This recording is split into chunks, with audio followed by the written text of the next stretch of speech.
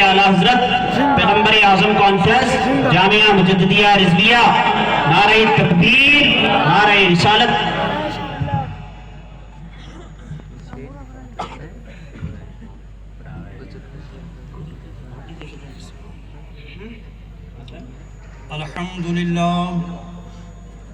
الحمد لله رب العالمين والعاقبة للمتقين والصلاة والسلام على سيد الأنبياء والمرسلين وعلى آله وأصحابه أجمعين، أما بعد فقد قال الله تبارك وتعالى في الكلام المجيد والفرقان الحميد، فأعوذ بالله من الشيطان الرجيم، بسم الله الرحمن الرحيم، لقد جاءكم رسول من أنفسكم عزيز عليه ما عنتم حريص عليكم بالمؤمنين رؤوف رحيم، صدق الله مولانا العظيم وصدق رسوله النبي الكريم الأمين، ونحن على ذلك لمن الشاهدين والشاكرين، والحمد لله رب العالمين۔ معزز علماء اہل سنت والجماعت، میرے نہایت ہی بزرگ اور باعزت لوگ جو اسٹیج پہ تشریف فرما ہیں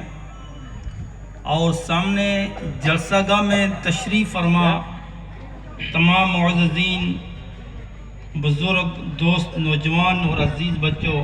سب کو میری طرف سے السلام علیکم ورحمۃ اللہ وبرکاتہ۔ وعلیکم السلام ورحمۃ اللہ وبرکاتہ۔ کی محمد سے وفا تو نے تو ہم تیرے ہیں، بے شک کی محمد سے وفا تو نے تو ہم تیرے ہیں، یہ جہاں چیز ہے کیا لوح و قلم تیرے ہیں۔ محمد کی محبت، توجہ چاہوں گا تمام حضرات کی، ذرا بغور چند ہی منٹوں کے لیے، مختصر سے وقت کے لیے میں آپ حضرات کے سامنے حاضر آیا ہوں، اور اس امید سے آیا ہوں کہ آپ کچھ سنیں اور ہم سنائیں، تاکہ کل بروز قیامت اسی سننے اور سنانے کی وجہ سے اللہ تعالی ہم سب کی بخشش فرما دے۔ نہ جانے کون سی اور کیا بات کسی کے دل میں بیٹھ جائے اور وہ بندہ اس پہ عمل کر جائے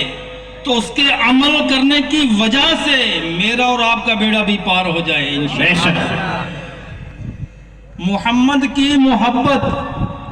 دین حق کی شرط اول ہے، یعنی کہ دین حق، جس دین پہ ہم چل رہے ہیں، کہ ہمارا دین جو ہے، ہمارا جو دین ہے وہ اسلام ہے، تو اسلام میں داخل ہونے کے لیے سب سے پہلی شرط یہ ہے کہ محمد کی محبت اس کے دل کے اندر ہو۔ بے شک سبحان اللہ۔ اسی لیے شاعر نے کیا ہی خوب کہا ہے کہ محمد کی محبت دین حق کی شرط اول ہے، اسی میں ہو اگر خامی تو سب کچھ نامکمل ہے۔ اگر کوئی بندہ دن رات سجدے میں رہے، رمضان المبارک کے روزے بھی رکھ لے، زکوٰۃ بھی ادا کرتا رہے، حج پہ حج بھی کرتا رہے، عمرے بھی کرتا رہے، صدقہ و خیرات بھی کرتا رہے، بڑے بڑے ادارے بھی چلاتا رہے، تمام نیکی کے کام کرتا رہے، لیکن اگر اس کے دل کے اندر سرکار کی محبت نہیں ہے، سب کچھ فضول اور بیکار ہے۔ بے شک حق ہے۔ شاعر نے کیا ہی خوب کہا ہے، محمد کی محبت دین حق کی شرط اول ہے، اسی میں ہو اگر خامی تو سب کچھ نامکمل ہے۔ تو پیارے بزرگوں، اگر کوئی بندہ پوری زندگی اللہ کی عبادت میں لگا رہے، پوری زندگی ایک بھی سانس اللہ کی یاد سے غافل نہ ہو، لیکن اگر پوری زندگی میں صرف ایک مرتبہ رائی کے دانے سے کروڑویں حصے سے بھی کم سرکار مدینہ صلی اللہ علیہ وسلم کی گستاخی کر جائے تو ساری عبادت تباہ اور برباد ہو جائے گی۔ شیطان ابلیس نے 600 کروڑ برس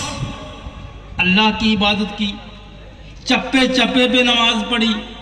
زمین کا کوئی حصہ کوئی ٹکڑا اس کی ایسا نہیں کہ جہاں پہ اس کی پیشانی نہ لگی ہو، جہاں اس نے سجدہ نہ کیا ہو، لیکن صرف ایک مرتبہ ایک بات سے اسے انکار کیا۔ وہ انکار کیا تھا؟ اللہ رب العزت نے جب ارشاد فرمایا کہ آدم کو سجدہ کرو، تمام ملائکہ سجدے میں گر گئے لیکن وہ اکڑ گیا، اللہ کی نہیں مانی، اور کیا کہا کہ یا اللہ میں تجھے ہی سجدہ کروں گا،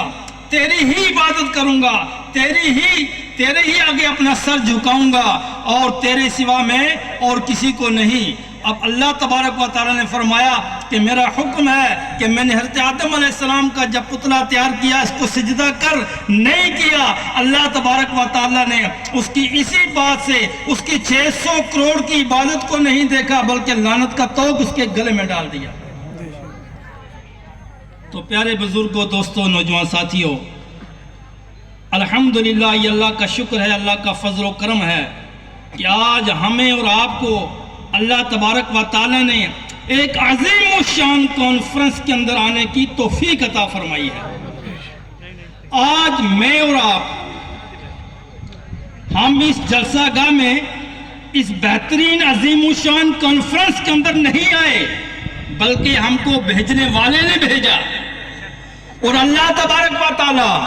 اسی کو بھیجتا ہے جس پہ مہربانی فرمانا چاہتا ہے، بے شک، سبحان اللہ، جس کی بخشش کرنا چاہتا ہے، جس کو جنت میں بھیجنا چاہتا ہے، جس پہ اللہ راضی ہوتا ہے، وہی ایسی مجالس میں آیا کرتے ہیں۔ جی حق ہے، ورنہ ہمارے ہی بہت سارے ساتھی، ہمارے شریک لوگ، ہمارے ساتھی، ہمارے اسلام کے چاہنے والے لوگ ایسے بھی ہیں کہ جو اس طرف توجہ ہی نہیں کرتے، ان کا خیال تک نہیں۔ وہ تو سوچتے ہیں یار یہ کیسے لوگ ہیں جو ہے کہ دینی جلسگاہ میں جا رہے ہیں، جلسہ گاہ میں جا رہے ہیں، یار وہ تو اپنے دندوں میں پڑے ہوئے ہیں۔ لیکن جس کے اندر مصطفیٰ صلی اللہ علیہ وسلم کا عشق اور محبت ہے، وہ دنیا کے سارے کام کو درکنار کر کے، تمام کاموں کو چھوڑ کر، اپنی مصروفیات کو چھوڑ کر ایسی نورانی اور عرفانی مجالس میں آ کر اللہ کو راضی کر لیتا ہے۔ تو معزز سامعین کرام، آئیے سب سے پہلے ہم اور آپ گنبد خضرا میں آرام فرمانے والے آقا و مولا حضور تاجدار انبیاء، محبوب کبریا حضرت محمد مصطفیٰ صلی اللہ تعالی علیہ وآلہ وسلم کی بارگاہ میں ہدیہ درود و سلام نذرانہ عقیدت اور محبت سے پیش کریں۔ پڑھیے بآواز بلند، صلی اللہ علیہ یا رسول اللہ وسلم علیہ یا حبیب اللہ، اللہ صلی اللہ علیہ یا رسول وسلم علیہ یا حبیب اللہ، ہزاراں درود و ہزاراں سلام باروح محمد علیہ صلاۃ و سلام علیک یا رسول اللہ وعلی آلک و صحابک یا حبیب اللہ۔ سب سے پہلے